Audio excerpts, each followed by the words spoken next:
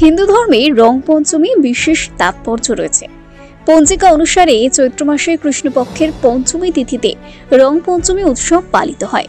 এই উৎসবটি দোলের 5 দিন পরে পালিত হয়। এই দিনে রং এবং আবির নিয়ে খেলার ঐতিহ্য রয়েছে।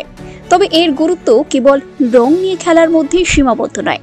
বিশ্বাস করা হয় যে এই দিনে দেবদেবীদের রং নিবেদন করলে তারা খুশি হন এবং ভক্তদের আশীর্বাদ করেন। কিংবদন্তি অনুসারে রং পঞ্চমীর দিন দেবদেবীরা পৃথিবীতে এসে হোলি খেলেন। রং পঞ্চমী দেব পঞ্চমী এবং শ্রী পঞ্চমী নামেও পরিচিত। জেনে নিন এই বছর রং পঞ্চমী কখন পালিত হবে।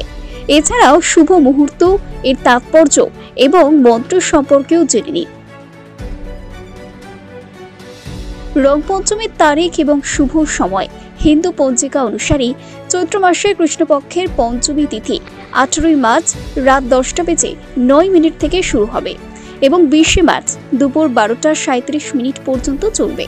হিন্দু ধর্মে উদয় তিথি অনুসারে উৎসব উদযাপনের একটি ঐতিহ্য রয়েছে। তাই 19 মার্চ রং পঞ্চমীর উৎসব পালিত হবে।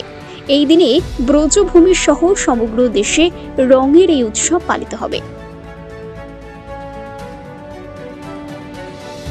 রং পঞ্চমীর ধর্মীয় তাৎপর্য। অনেকে মনে করেন রং পঞ্চমীর দিন ভগবান কৃষ্ণ এবং শ্রীমতী রাধা দোল খেলেছিলেন এবং দেবদেবীরাও স্বর্গ থেকে ফুল বর্ষণ করেছিলেন। সেই কারণে এই দিনে আবির ও রং খেলার ঐতিহ্য রয়েছে। বিশ্বাস করা হয়েছে এই দিন রং খেললে ঘরে সুখ ও সমৃদ্ধি আসে।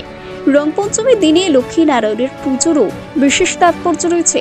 এই দিনে সঠিকভাবে পুজো করলে দেবী লক্ষ্মী সন্তুষ্ট হন এবং ঘরে ধন, সম্পদ ও সমৃদ্ধি বৃদ্ধি পায়।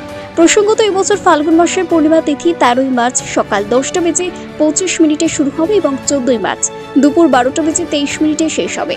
2025 সালের 14 মার্চ দোল পালিত হবে এবং হোলিকা দহন একদিন আগে 13 মার্চ হবে। Bureau report, TV19 Bangla.